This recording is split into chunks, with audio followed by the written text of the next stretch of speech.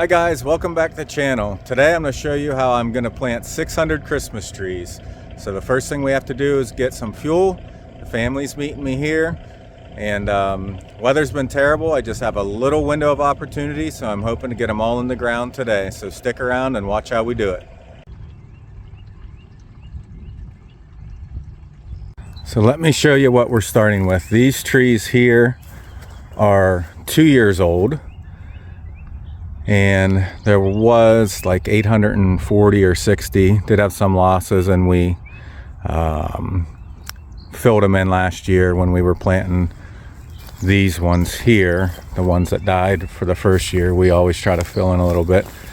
So these transplants here, these are 1 year old. We planted them last year around this time.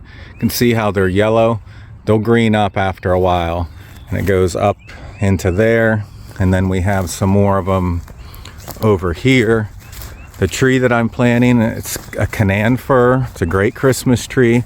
I'm doing this to start a Christmas tree farm, but you may be watching it for food plots and habitat, and a lot of things cross over. So here's what I'm starting with, and then this year we're going to be planting from there all the way over there. So we're going to set up a hunting blind with a heater in it. It's going to get up to almost 60 today, but I have my wife and 3 out of my 4 daughters helping me, and that'll be where they go over each tree and trim the roots and basal prune. I'll show you what I mean. Okay, so each transplant looks like this. This might be a small one.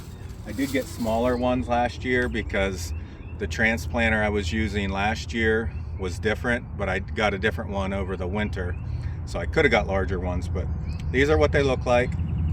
So each tree, we have 640 here, so have to make sure the roots are pretty uniform. If there's some long ones, you can trim them off, and then we basal prune, and you want to do that. That's cutting anything down low off.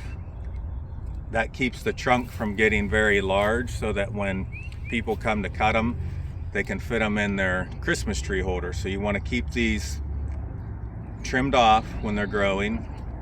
And when I spray herbicide to keep the weeds down, you don't want it hitting your lower branches. So we got to go through a little over 600 trees and do this to each one, and then we'll be planting them with the transplanter and by hand, and I'll show you what that looks like. This is a planter we'll be using. I got it used over the winter, and this one's a little different than the one I had last year. The one I had last year had like a wheel heel, like a water wheel, and you would put the transplant in the boot and it would put it in the ground. This one's more of a direct plant, so when I lower that on the ground, you're going to have that plow make a furrow, and then if you look inside, that's the gap it's going to put in the soil. And then you reach down there and put the tree in, and then the packer wheels come and pack it down. Right now I have that ratchet strapped up, but that will be riding on the ground, packing the furrow down. So hopefully all goes well with our first time using it.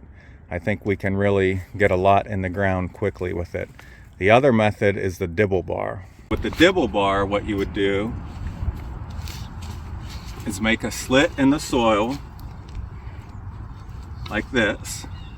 Go ahead and show them and then you would take the transplant and make sure the roots are all the way down at the bottom.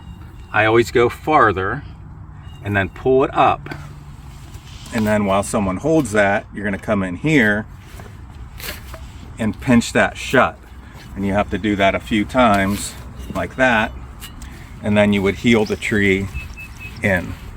That's how I planted the first couple years, all by hand. My daughters and I got the transplanter last year, and this year I switched to this one. So I'll be doing some of this for sure, and using the planter. Now the first couple years I didn't really worry about every row being perfect. I would space them out the same space, like 5.5 feet, but the next row, I might have one, if you look here, like they're all not perfect going down the line. The older ones you can see are a little bit better. But this year I wanted to make it as uniform as possible. So I scratched every 5.5 feet in the ground. That's where a tree will go. That's how my wife's gonna know to put the tree down. And our rows are gonna be running this way. So as I come down, she'll be looking for this mark. Put a tree in there, get the next one ready, put a tree in there, put a tree in there. If all works as planned, they should all be even this way and that way. That way when you go back ways and look at them, looks like a diamond shape kind of. So this is what we're planting into today. We're about 3 boxes through right now. Each box holds 160 trees.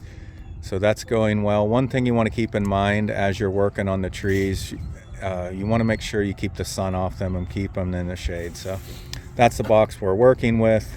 We try to keep that closed as much as possible. This is the next box that's in the shade. And then when they're done, we're putting them inside our hunting blind here to keep the sun off them, and also dipping them in that water to keep the roots nice and moist. So those are the couple things you want to remember. Keep the roots moist, keep the sun off of them, and right up until you plant them in the ground. Even on your planter box, if you can keep them in the shade, that would be good. You just want to minimize or keep them in the shade and out of the sun. Anything you can do to minimize the stress on the transplant is going to help them have a better survival rate. And we're about to get going with the planter for the first time this year, so we'll see how that works out. So in order to get the correct spacing for our rows, this is a little technique that I use, and I just saw other people using it on some Facebook groups, but I took the center of my bucket and made a mark right there. Now in theory, that's also going to be where the planter touches the ground coming off the 3-point hitch. And I measured over the width of the row, which I have it set right now at 7 foot 5 inches. So as I'm going, I'll raise the bucket up and I'll drag that yellow chain on my row of existing trees, and then that will put me over exactly 7 foot 5 inches for the new trees. And you just keep doing that over and over. So that is the technique I'm using to get equal spacing for my rows.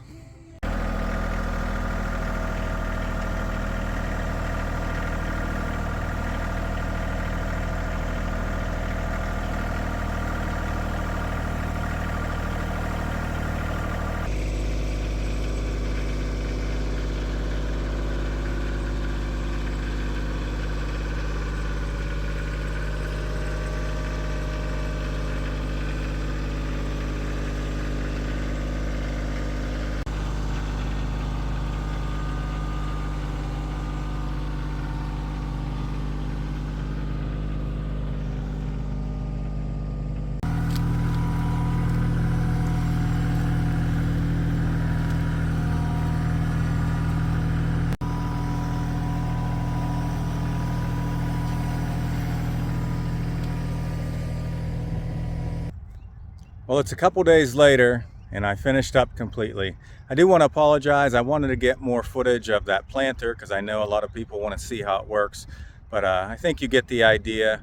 Hopefully in the future I'll be able to get some longer footage, but that was a game changer. It took about 2 hours to actually plant the 600 trees, or 580. I left, or 599. I think I had 620. But I left about 20 to hand plant to fill in just some spaces like behind me where they weren't growing as good. So I'm gonna hand plant about 20. Other than that, it was good. It did take a couple hours to trim the roots and to basil prune, with the actual planting with the new planter, about 2 hours. So we were able to do everything in one day with a little help from the family, and it worked out great. So hopefully this helped you a little bit, whether you're a tree farmer or you're just into habitat management. Thanks for watching. I appreciate it. Have a good one.